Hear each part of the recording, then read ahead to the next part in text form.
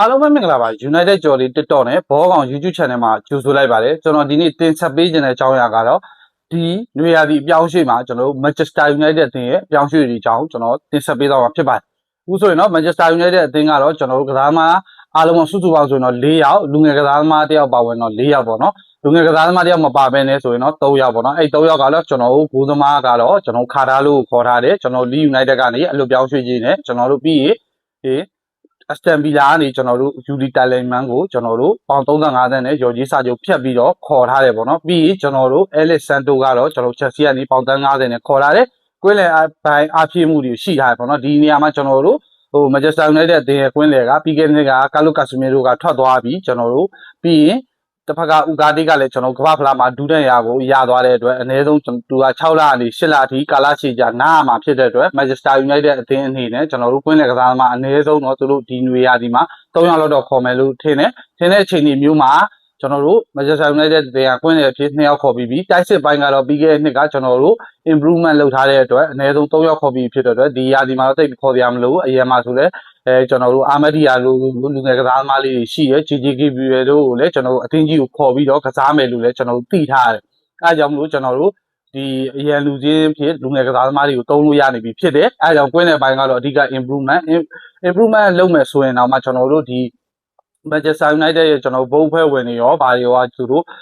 မာဂီဆိုင်နေတခုကိုလုံမယ်လို့ပြောထားတယ်ဒါပေမဲ့သူတို့လှုပ်ချင်တဲ့မာဂီဆိုင်နေက Alex Scott ဖြစ်နေတယ်ပေါ့နော် Alex Scott ကလည်းကျွန်တော်ဘုံမောက်အသင်းကနေကျွန်တော်တို့ရောင်းထုတ်ခြင်းမရှိဘူးရောင်းဖို့လည်းအစီအစဉ်မရှိဘူးလို့ကျွန်တော်တို့သတင်းတွေကသိရတယ်သိရတဲ့အချိန်မျိုးမှာလုံးဝ Chelsea အသင်းကပြီးခဲ့တဲ့ကျွန်တော်တို့ဒီ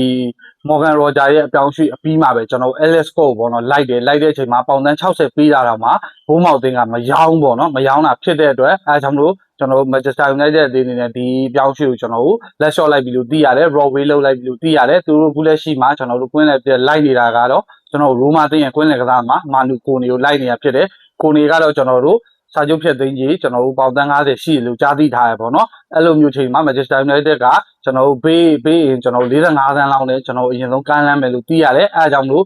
Manchester United ရဲ့ဒီယာဒီမာကီ signing ကကျွန်တော်မာလူကိုနီပဲဖြစ်သွားမလားဆိုတာချက်တော့စောင့်ကြည့်ရမယ်ဒါပေမဲ့ပြည်သက်တွေကတော့တိတ်မချင်တဲ့ဘူးကျွန်တော်တို့ဘာလို့လဲဆိုတော့မာကီ signing ကျွန်တော်ပြောင်းရွှေ့ကြီးမားမားနဲ့ကွင်းလယ်ကစားသမားတယောက်ခေါ်မယ်လို့ကတိပေးထားတာဖြစ်တဲ့အတွက်ကျွန်တော်တို့တကယ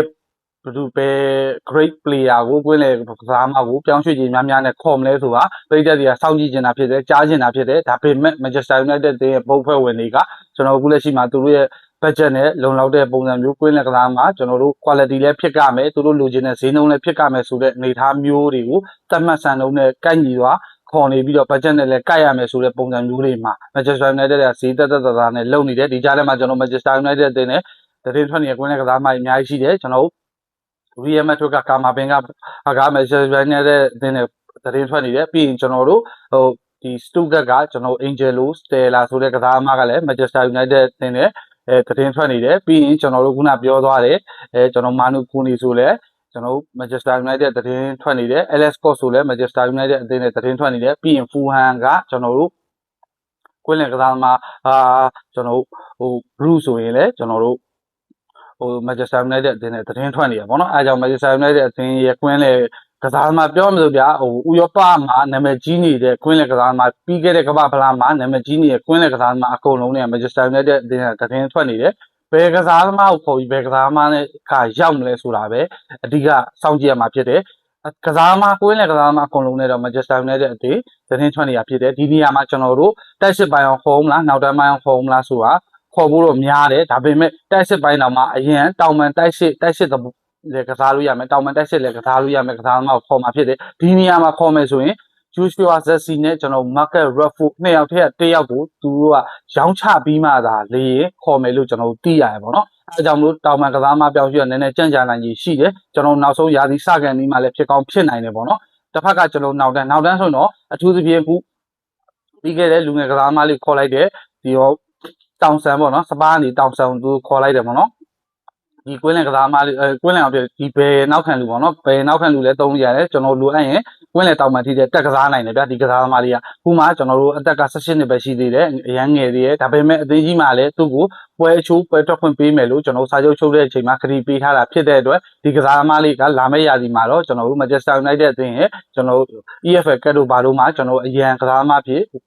ဝင်ကစားမယ်လို့ကျွန်တော်မြင်တွေ့လာနိုင်ကြီးရှိရလို့ကျွန်တော်အနေနဲ့ထင်တယ်ပေါ့နော်အားကြောင့်မလို့ကျွန်တော် Manchester United တဲ့နောက်တန်းကစားသမားဖြည့်မယ်ဆိုရင်လည်းကျွန်တော် CV ရော LB ရောကစားနိုင်တဲ့ကစားသမားမျိုးကိုရွေးပြီးခေါ်ဖို့များတယ်ပေါ့နော်ဒီနေရာမှာကျွန်တော်လူဝဲဟောနဲ့လည်း Manchester United အသင်းကတော်တော်လေးအသံထွက်နေတယ်ကျွန်တော်တို့အရှိအတောင်ပန်တိုက်စစ်နေရာမျိုးတိုက်စစ်လည်းကစားနိုင်တဲ့နေရာမျိုးမှာအတန်ထွက်တာဆိုရင်ကျွန်တော် Rafael ရောတို့ကျွန်တော်ပြီး Anjai တို့ကျွန်တော်ဟို Manchester United တော်တော်လေးတရင်ထွက်ခဲ့တဲ့ Summer ပဲကတော့ကျွန်တော်တို့ Saudi Arabia League ကိုပြောင်းသွားပြီဖြစ်တယ်အဲဒါကြောင့်မလို့ကျွန်တော်တို့ Manchester United အသင်းအနေနဲ့ဒီအပြောင်းရွှေ့မှာတော့လက်နှင်းနေလို့မရဘူးပြိုင်ပွဲအသင်းတွေကကျွန်တော်တို့တော်တော်လက်နဲ့ Manchester City ဆိုရင်လည်းကျွန်တော်တို့ Elliot Anderson ကိုကျွန်တော်တို့စံချိန်ချင်းပြောင်းရွှေ့ခြင်းနဲ့ခေါ်သွားတာဖြစ်တယ်ပြီး Chelsea ဆိုလည်း Morgan Roger ကိုစံချိန်ချင်းပြောင်းရွှေ့ခြင်းနဲ့ခေါ်သွားတာဖြစ်တယ်သူတို့တကယ်လိုအပ်တယ်သူတို့တကယ်လိုချင်တယ်ဆိုတဲ့ကျွန်တော်တို့သူတို့ဟိုလိုချင်တဲ့ကစားသမားတွေကိုလုံးဝသူတို့ဈေးကိုမငင်ဘူးမင်းတို့ဒီကစားသမားဘယ်လောက်လဲမင်းတို့ဘယ်လောက်နဲ့ရောင်းမှလဲမေးလိုက်တယ်မေးပြီးရော့အင်းတစ်ခါတန်ပြီးခေါ်တယ်သူတို့လူတဲ့နေရာကိုပေါ့နော် Manchester United အသင်းအနေနဲ့အရန်ကြီးဈေးစစ်လို့မရဘူးဈေးစစ်လို့တော့ရတယ်ဗျာဘာပဲဖြစ်ဖြစ်ကျွန်တော်ရှင်းရှင်းလေးပြောမှာဆိုဒီအသင်းသိရဗျာဘန်နာကြီးဘတ်ဂျက်ကလိုအပ်တယ်ဗျာဘန်နာကြီးဘတ်ဂျက်တောင်းတင်မှသာကျွန်တော်တို့သူတို့ရဲ့ rule တွေကိုချမှတ်ထားတဲ့စီမီစီကန်တွေကိုလိုက်နာမှသာတယ်အသင်းကလည်းသူပြောမှဆိုရင်ဟိုပြစ်ဒဏ်ကနေကင်းလို့မယ်ပေါ့နော်အဲ့ဒါမျိုးအချိန်မျိုးကြီးကြည်နေရအကြောင်းပဲကျွန်တော်တို့ပြောအောင်ဆိုပွင့်လင်းပြောအောင်ဆိုသူတို့တကယ်လိုချင်တဲ့ကစားသမားကိုသူတို့တကယ်ပေးပြီးခေါ်တဲ့တယ်ခေါ်ပြီးတော့မှသာလေတယောက်ဆိုတယောက်ကောင်းကောင်းတော့ငါတို့အသင်းနဲ့ဒီကောင်အန်ခိုက်ပါလားလုံးဝအကုန်လုံးအစားဆုံးဖင်ဆုံးကောင်းဆုံးလိုက်ကြည့်ကျွန်တော်ဒီကစားသမားဖြတ်သန်းလာတဲ့ကစားသမားပေါ်တောက်ရှော့ဘလိုပုံစံမျိုးရှိတယ်ဘလိုပုံစံမျိုးဆော့တက်တယ်ဆိုတာအကုန်လုံးအစားဆုံးလိုက်ကြည့်ပြီးလုံးဝငါတို့နဲ့အန်ခိုက်လားအန်ခိုက်သူတို့တောင်းတဲ့ဈေးကိုမငင်းတဲ့ခါတန်းပြီးသွားပြီးဟိုလိုဒီလိုဟိုအတန်ထွက်ဆိုဒီတန်ထွက်စုံတန်းသလိုကြိုက်သလိုမကြိုက်သလိုသွားလုပ်ရနော်ဈေးကတော့ခေါ်မှာပဲကင်မှာပဲဒါကျန်တာမကြည့်နဲ့ပြီးခဲ့တဲ့နှစ်ကကျွန်တော်ကာလို့ဘာလီဘာကိုကျွန်တော်ကြိုက်တယ်လို့ Manchester United အတန်ထွက်လိုက်တဲ့အချိန်မှာ Brighton ဘလောက်တောင်းလဲတန်100ကျော်တောင်းအဲကြောင့်မို့အဆင်မပြေဘူးအဲ့လိုမျိုးတွေသွားမလုပ်နဲ့ကြိုက်တယ်မလားကြိုက်ရင်တစ်ခါတန်းခေါ်တိုင်လီမန်ကိုခေါ်သလိုမျိုးပဲတိုင်လီမန်ကိုသူတို့ကြိုက်တယ်မင်းတို့ပြောင်းရွှေ့ကြီးကဘလောက်ကျွန်တော်မှရော်ကြီးစာချုပ်ပြောင်းရွှေ့ကြီး35ဆန်းရှိတယ်အေးโอเคအဲ့ဆိုမင်းရော်ကြီးစာချုပ်ငါတို့ပေးမယ်ရော့အင်းမင်းငါရှိလားဒါပဲပြီးအဲ့လိုမျိုးဆိုရင်ပြတ်တယ်ပေါ့နော် Manchester United အသင်းရဲ့ပြောင်းရွှေ့အဲ့လိုမျိုးလုံးတင်တယ် Manchester United အသင်းပါဝင်တဲ့အပြောင်းရွှေ့လို့သတင်းကြားလိုက်တာနဲ့ကျွန်တော်တို့ auto ကျွန်တော်တို့ပြောင်းရွှေ့ကြီးဈေးနှုန်းတွေကတက်သွားတာဖြစ်တဲ့အတွက်ကျွန်တော် Manchester United အသင်းအနေနဲ့ဖြစ်နိုင်ရင်လိုက်မဲ့ကစားသမားပြက်သားလိုက်ကျွန်တော်ကွင်းလေကစားသမားတွေအခုဆိုရင် Sarah MU ကမဖြစ်နိုင်ဘူးပေါ့နော်ကျွန်တော်လိုက်မယ်ဆိုရင်တော့ Sarah MU ကနည်းနည်းလေးခက်ခဲနိုင်ကြီးရှိရပေါ့နော်ဘာလို့ PSG အသင်းရဲ့ကျွန်တော်အနာဂတ်ကွင်းလေကစားသမားလည်းဖြစ်နေတာဖြစ်တဲ့အတွက်ရောင်းမယ်လို့တော့မထင်ဘူးပေါ့နော်ခြားကစားသမားတွေဖြစ်တဲ့ကျွန်တော်ကွင်းလေမှာဆိုတကယ်ကောင်းတဲ့အများကြီးကစားသမားအများကြီးရှိပါတယ်ကျွန်တော်အခုချိန်ကိုလိုက်နေတာ Eintracht Frankfurt ကဥကူတို့ပါလို့ဆိုလဲကွင်းလင်းကစားသမားအငယ်လေးတွေကောင်းတယ်မမထဲထဲနဲ့ချင်းချင်းတက်တက်လည်းကစားနိုင်တယ်အဲကြောင့်မလို့ကျွန်တော် Manchester United အသင်းအနေနဲ့ဘယ်ကစားသမားတွေခေါ်ယူသွားမလဲဆိုတော့ကျွန်တော်စောင့်ကြည့်ရမယ်ဖြစ်နိုင်တဲ့နောက်ထပ်အပြောင်းရွှေ့ကတော့2ခု3ခုလောက်တော့ထပ်ဖြစ်နိုင်သေးတယ် Manchester United ဒီဟာဒီမှာ Champions League ကစားရမှာဖြစ်တဲ့အတွက်သူတို့အနေနဲ့အရန်အင်အားရောကျွန်တော်တို့ဖတ်လိုက်တဲ့အင်အားရောတောင်းတနေဖြစ်ဖို့အတွက်ကိုကျွန်တော်တို့အနည်းဆုံးတော့နောက်ထပ်ပြောင်းရွှေ့2ခု3ခုလောက်ဖြစ်နိုင်တယ်လို့ကျွန်တော်အနေနဲ့ယူဆပါတယ်ကျွန်တော်ဒီနေ့တင်ဆက်ပေးခဲ့တဲ့အကြောင်းအရာကိုကြိုက်နေတဲ့ဆိုရင်အဆုံးထိကြည့်ရှုပေးခဲ့တဲ့အတွက်လည်းအားလုံးပဲကျေးဇူးတင်ပါတယ်ဗျကျွန်တော်ဘောကောင်းပါဗျ